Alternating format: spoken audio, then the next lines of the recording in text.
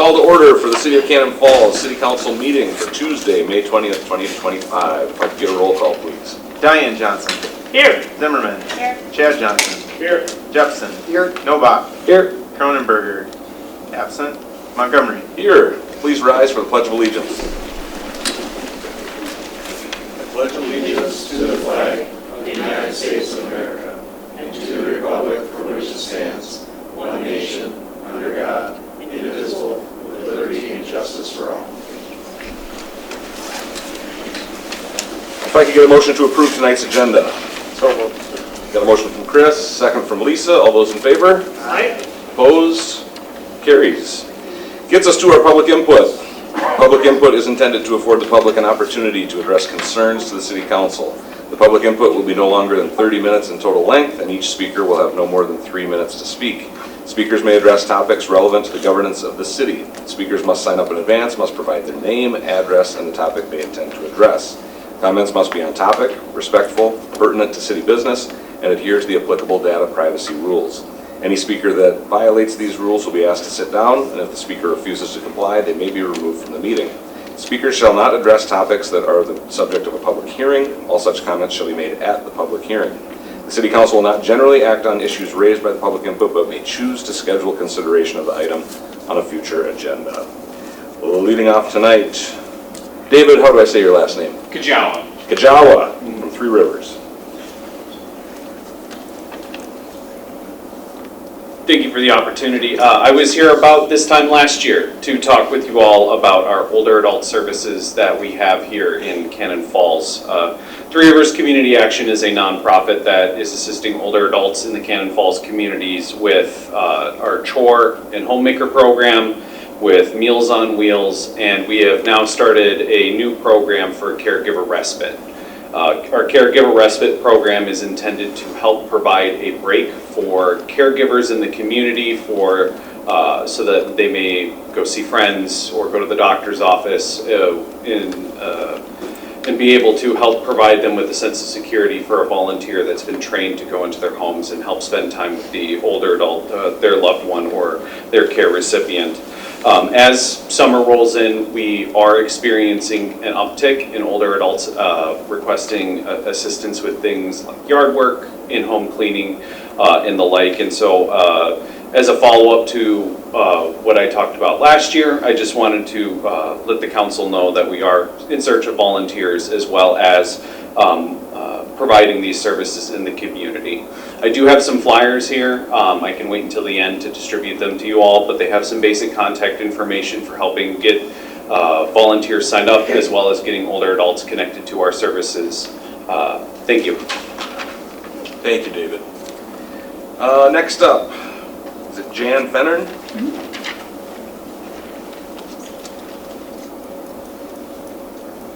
Thank you. My name is Jan Fennern and I live at 1128 West Minnesota Street in Cannon Falls.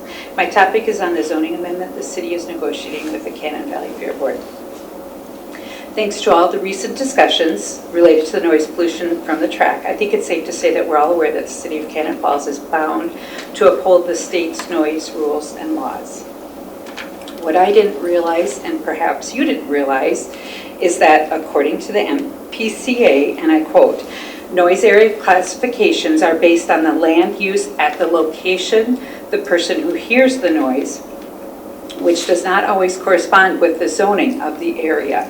Therefore, noise from an industrial facility near a residential area is held to an NAC1, which is residential. And those standards, NAC1 residential standards, if it can be heard from a residential property. End quote. Further, the MPCA, and I quote again, guidelines goes on to state, local governments are required to take reasonable measures to prevent the approval of land use activities that will violate the state noise standard immediately upon establishment of the land use. This is from Minnesota Rule 7030.0030, end quote. So it seems according to the state statutes, the fair, which is an association fair and not an ag society, has been operating illegally. And it doesn't matter what zoning classification you give the land upon which the Fair Board operates. The bottom line is this. There's no classification that would allow for noise generated by go-karts, racing, autocross racing, motocross, demo derbies, or the like. And it's the city's responsibility to ensure the prevention of such land use or any other illegal activity on the property.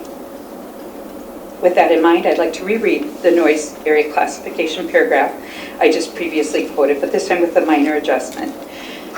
Noise area classifications are based on the land use of the location of the person who hears the noise, which does not always correspond with the zoning of that area. Therefore, noise from association fairgrounds near residential areas is held to the residential housing standards if it can be heard on a residential property. Thank you. Thank you. That gets us to tonight's consent agenda. Consent agenda items may be adopted under one motion as presented or may be removed for discussion and resolution as council business. Tonight, item A, just and correct claims for the accounting period that ended on May 15th, 2025. Item B, meeting minutes for May 6th, 2025 council meeting. Item C, accept resignation and authorize posting of license and permit technician. Item D, approve fire department probationary job description. Item E, approve of fire department new hires. Item F, approve amendment to escrow agreement with Tract. Item G, authorize posting seasonal public works position. Item H, approve hiring of Chuck Widholm for seasonal public works position. Item I, approve user agreement of the tennis courts with the Independent School District 252 Cannon Falls. And Resolution 2814, amending the Economic Development Authority revolving loan fund policy. Is there anything the council would like to remove to council business? As clarification on F. Do you want to pull down or do you? No, I talked to John and I just wanted to clarify the jump from 3,000 to 100,000. Yep, so thank you, Councilmember Johnson. So just to make sure it's informed for the community and the council, we do have an amendment, this amendment for the Tract for the escrow agreement. The original one was for 30,000. It explicitly was only to be used for consultant fees. So what and just an update, we've spent over 20,000 of that right now. We actually do likely have outstanding invoices related to that expense. We have received the full 30,000 for that escrow. We'll definitely be using all of it. So that was the impetus to start that.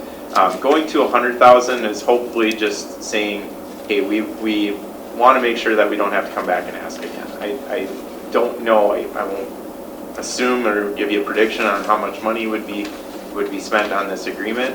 But additionally, what we wanted to make sure was amended and included, which it is in the agreement, is that staff time can be requested in this reimbursement as well. And that aligns with our development application process that we have. So when a project, large-scale project like this and others comes through, we have a fee, a permit fee, and then an escrow requirement for that. However, we very much anticipate that we'll use all of it. And that the intent for those is to be able to recoup the city's costs. So, this is much far above and beyond what those typical ones do, but it is within our authority to ask for those costs being reimbursed. And I think this just makes sure everything's in alignment, so we don't have to go and do multiple separate agreements every time we take an application from them. We're good? Thank you. All right. Anything for the council to be pulled down? If not, I would seek a motion to approve tonight's consent agenda. Motion by Jeff, second by Diane. All those in favor? Aye. Opposed? That carries. Gets us to council business. Item A tonight, Resolution 2813, approving preliminary plat and PUD plan for Hardwood Estates second subdivision. Laura. Good evening, Mayor and Council. So if you hopefully had a chance to look through your packet, the EDA is prepared and ready to move forward with the third subdivision. So we have WHKS has prepared the next phase of the project, which will be 27 single-family home lots. We did remove twin homes from this next phase based on the market. Originally, when we had designed the initial PUD, we did have twin homes in this phase, but we just didn't have the demand for it. So we've got contracts for all of the lots, if we haven't sold them already in our first phase. So based on that and feedback from our builders, we chose to remove those. We did receive a recommendation from Planning Commission last week to approve and move forward. And so I would entertain any questions that you may have regarding this. We did replat 2 of the lots that were in our first, in the first phase of this. We did replat, they were twin home lots, and we did replat them to make them wider and make them single-family home lots instead. But I would entertain questions if you have them. Anybody? If not, then this is very quick and easy. I would entertain a motion to approve Resolution 2813 for the preliminary plat and PUD. So moved. Motion from Diane? Would any of you entertain a motion? No, Diane already got the Already moved it. Second. second from Chris. All those in favor? Aye. Opposed? Carries. All right, that gets us to reports. Perfect. Finance Committee, we talked about in our work session, most of what we had talked about with the senior center asking for money. And then, John, if you want to give us that preliminary? Yeah. Go ahead. So the finance committee met last week. We went over, I gave them kind of a first preview of the budget. I just have a process in which I like to format the budget documents. So I kind of just went through and just at a very high level explained to the finance committee, hey, these are the various funds that we have: general fund, special revenue fund, and the enterprise funds. What are the departments or objects that are in those funds, that of what they are, what they're used for, how they're how we're going to establish what what the dollar amounts, just kind of not talking specifics, not going line by line, just but a very high level overview just of what the budget looks like, what are the components that are made out of it. Additionally to that, I will say, trying to work right now on scheduling this with department heads. We just sent out some notice, but we do want to invite another kind of joint, I don't want to call it work session, but budget workshop with the council and our department heads to kind of go through just who they are, how their departments, kind of things that they're operating, and some of the major kind of capital items that they have in this upcoming budget, to get a kind of a primer for the council to kind of understand what the needs are and what they face in there. And I found this works really well.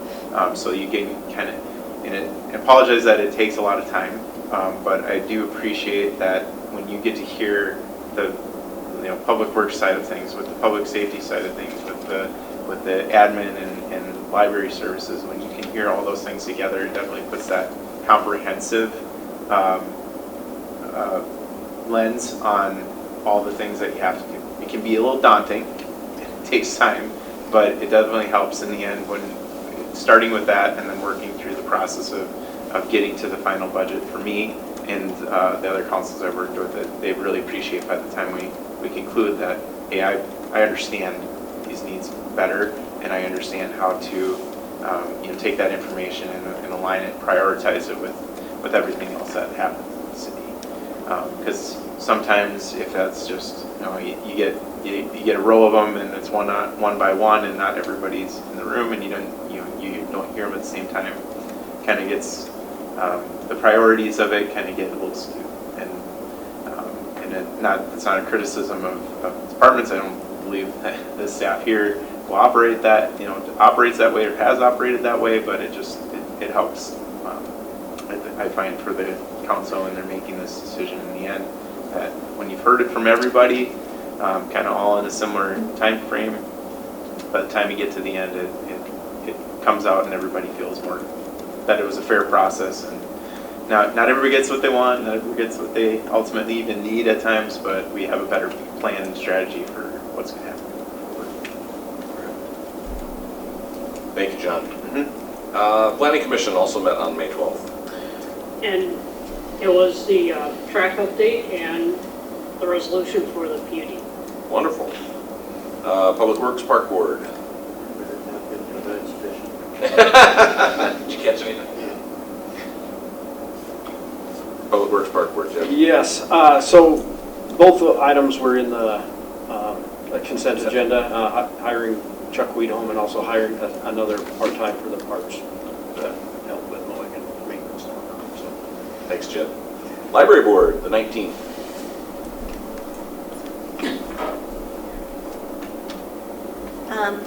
We basically went over the how the ILS migration has gone so far. We're 2.5 weeks in, and it went as smoothly as could be expected. There were some hiccups, which we knew would happen. One of them is that anybody who has been receiving text notifications about holds, overdues, anything, those are currently not working because we had to switch to a new service, and that has to go through the FCC approval process, so that it'll be at July 1st at the earliest before text notifications will be available again. So please make sure your email is updated with us. And the URL, the website for the library catalog on the patron side is new. It's a changed one. So if you have it bookmarked from before May 1st, please go to our website, click on the library catalog link. That will send you to our new catalog, and then you can bookmark that one, and you can find out what's going on with your account. So yeah, we talked about that, and summer reading starts next Tuesday. Right. So it's Read Around the World in 80 days, all ages. You get a reading passport with reading challenges and activities, and you get stamps. Cool. It's fun. So Hard to believe that summer is almost here. I know. 40-some degrees and, yeah. All right, we'll start going around the horn. I know that we just went, but Jed, anything else that you have for Public Works? I just got word today that Warrior Tree Care will be start next week, removing the 17 dead ash trees around John Birch. Okay. Also, MnDOT is going to restripe. They put temporary striping on everything that was milled and overlaid last year on 4th Street from Main Street to River Road. So they will put permanent striping here in the next few weeks. We're kind of coordinating with them. I don't know all the details on that yet, but just give you a heads up. So that's all I got. Thank you. Thank you. Can I ask a question quick? Because it's kind of lost on me, but we were gonna stripe the parking lot by the winery. Where's that at? Or Yes, that's. we talked about it previously, but I So- didn't know. Yep. So last council, you approved striping. We're just waiting for, I forget his name. Yes, Johnson Striping to do that. But that is, we are going to work with him to come up with a better parking plan for that area. But yes, it will all get restriped. Awesome. Thank you. Bill? In addition to track development, just a couple quick updates, and that is we have two projects that are still ongoing. The 24th Street project, which is basically Cannon. We're in the punch list phase, or completing the remaining items, and we'll be putting the final lift of blacktop down here in the next month or so. Same thing with Hardwood Estates 2. That the final lift of blacktop will be going down there as we dodge all the construction traffic. So I don't think we envisioned this many houses being built this quickly, so that's really been great. And then we have some paving coming up with the street maintenance project for 2025, and I think as Jed has told you, we're going out for bids for a continuation of that because of the great numbers we had in the first phase. So basically, a lot of paving. Yeah. So, thanks, Mayor. Thank you, Bill. Laura? Let's see, in the last few weeks, I've actually had 3 of my colleagues come up from different locations in Minnesota to do tours in Cannon about our housing projects, about our redevelopment of the Cannonball project, our Hardwood Estates, and the risk that all of you voted to do, and just how we've been able to move that project forward, and then also the Timber Ridge development and how that sat idle for 20 years, and now they've got 4 lots under contract. There's actually a new house that there's foundation that's poured. I was just up there today. So I mean, it's really kind of fun to be able to showcase our community and what has happened. Even was able to showcase the John Birch Park wall. So it's inspiring to them to be able to go back to their communities, and a lot of them represent multiple communities, for them to kind of say, hey, this is okay. Now how can we do something different for our community? How can we think outside the box like we have here? So I just really thank you for your support for the projects that we've been able to move forward. And hopefully we can continue to do that. And yeah, to Bill's point, it's like ants in Hardwood Estates right now. I mean, it's people are climbing all over each other, driveways are getting poured. I know that it'll be a coordinated, choreographed effort, I think, with Public Works trying to get construction people off the street so that they can clean it, so that they can get that second lift down. But yeah, I've learned a lot about construction in the last year, I'll tell you that. Yeah, so it's pretty exciting, and yeah, being able to move forward with this process, hopefully we'll be able to keep moving forward and break ground this fall, so on the next phase, because those realtors are just chomping Good. for us to get going, so that's Awesome. all I have. Thank you, Laura. Nicole? Just what I said. There you go. All right. Chief? Thank you, Mayor. So Monday's Memorial Day. Will be a parade. For that, we typically are not planning to do any parking or street closures. We just use the route Main or 4th Street to Mill up to First over to State. And we just utilize sort of a rolling roadblock, get them through, and then reopen that. Usually in the morning, traffic's really pretty light. We do get a lot of traffic that's headed west, that are the campers, that type of thing. But they've always been really good about just moving over to Minnesota and going around the group. So I don't expect any difficulties in doing it. Just want to remind our local residents, 1, the parade will be done, and 2, just expect some minor traffic rearrangement while we move through the route. That's all I got. All right. Thank you, Chief. Sarah? Yeah, it is summer. They were mentioning. Swimming pool. Lesson sign-ups, I just wanted to let you know that next week, the 27th and 29th at the pool, there will be lesson sign-ups from 6 to 8, and then the May 31st from 10 to 12. And they're gonna shoot for June 9th as the open date. Okay. So if they can open earlier, they have to train the guards, and with school ending on the 4th and training guards and stuff, it might be close, but if they can, we'll post something on Facebook over the weekend or whatever. At the earliest, it would be Saturday or Sunday. Yeah. But we're gonna just say June 9th for right now, for sure, it will be open. Perfect. So, Awesome. Thank you, Sarah. John? Thank you. Thank you. What Sarah did not mention, we got the draft of the audit back on Friday.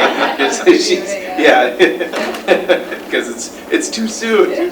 No, so that's good. I actually got through the first narrative parts and very positive feedback so far. So very good things. I think hopefully coming as we get through that and we see that presentation here coming up next month. Just my other thing is I want to thank you for approving the licensed permit technician. Just as an FYI for you and the community, we're kind of sharing and splitting some of the duties, but primarily the zoning related, code related items. I'll be working to address them and receiving support from staff to do that. The license side, Sarah's going to be kind of taking some point on that. So if it's, the mobile food unit things, that might be coming up. I know there's other stuff that farmers market, some of those things that are right now timely. So she'll be taking on those responsibilities. So we're kind of splitting that, but we'll definitely welcome the support as we get it, but making no just kind of assumptions that it'll be speedy and we'll get somebody in that'll hit the ground running. But we have some really good, we've already kind of really developed or found, and I'm already kind of working through a strategy on how the training will work for the individual, hopefully once we can get them hired. Awesome. Chris? Yeah, I got just a couple things here. I just want to kudos to Jed and John for working on the softball fields down there at Archie Swenson and getting that in order. I appreciate that. I know CFYA does as well. And it just kind of got lost in the shuffle or part of the consent agenda, but I want to recognize the people leaving the fire department. I feel like that public service doesn't go unrecognized. Greg Hepla, 20 years service, Jacob Nehru, 8-year service, and I'm not going to try to butcher this person's last name, but Juno, probationary person. And then we got 3 new hires, Morgan Rober, Matt Millhouse, and Dave Silva. Just kudos to y'all, I guess. Yeah.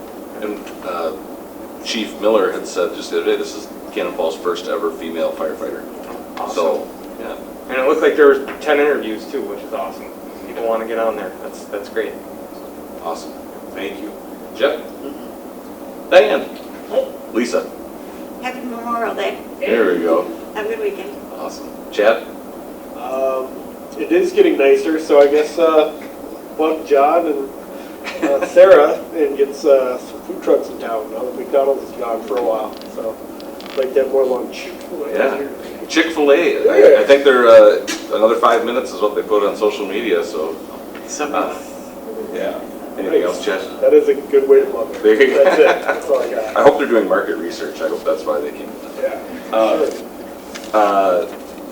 Exactly what Chris said. Congratulations to the people who did their service and to the people who are joining the fire department. I think that's wonderful. What David said, Three Rivers is a great organization. I did Meals on Wheels delivery for a couple of years ago. Wonderful organization, so help them if you have time and you're able to volunteer. The pool, very exciting. I did see that Isaac had asked on social media, so I'm glad you shared that. I do think that is one of the things that is actually charming. I think in a world where we live with online points and clicks and credit cards, that you go in person to see people and sign up for lessons with your kids, and I think that's wonderful. So I do think I'm glad that our town still does things that way.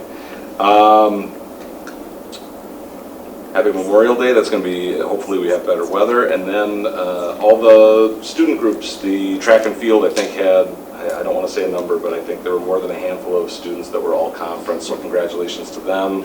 I know golf is getting ready for playoffs. Softball got the 3 seed, got their first win, got a doubleheader on Thursday, and boys baseball got the number 1 seed.